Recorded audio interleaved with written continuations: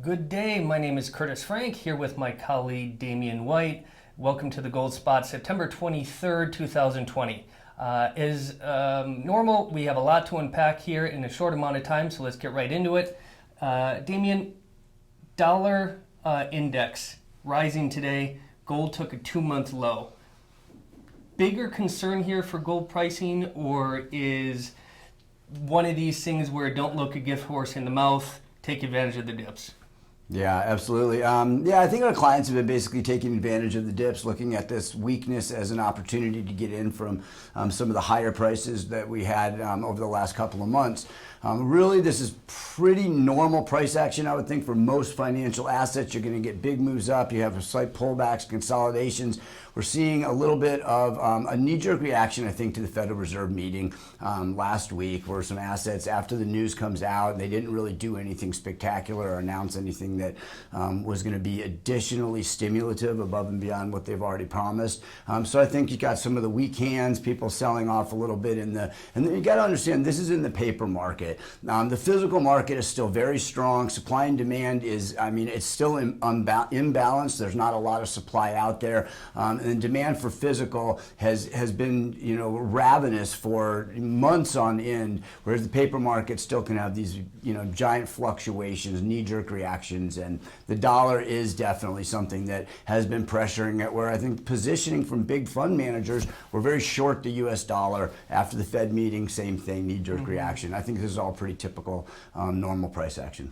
So touch upon the Fed. Federal Powell, Fed chairman today on Capitol Hill, talking about need for new stimulus, and there's a risk of deacceleration if there's no congressional stimulus package passed soon.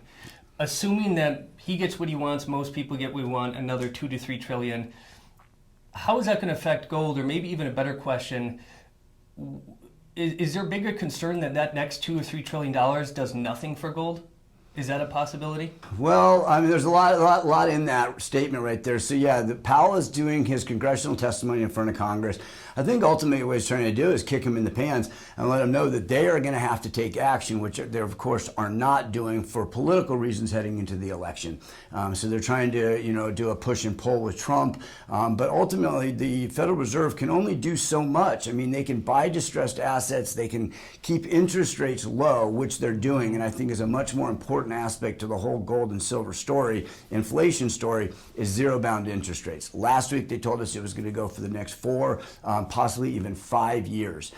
So Congress is going to have to do this stimulus. They know it. Everybody knows it. There's a lot of models that are pricing all this in. All forecasts have a stimulus package coming in.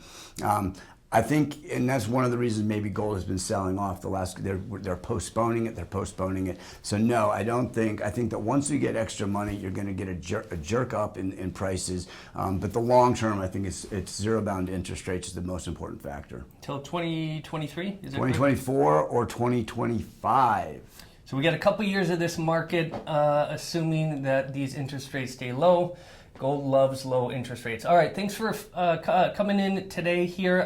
Lots to unpack next week as things go in on this market. Looking forward to you guys reaching out. Scottsdale Bullion Coin, talk to you soon.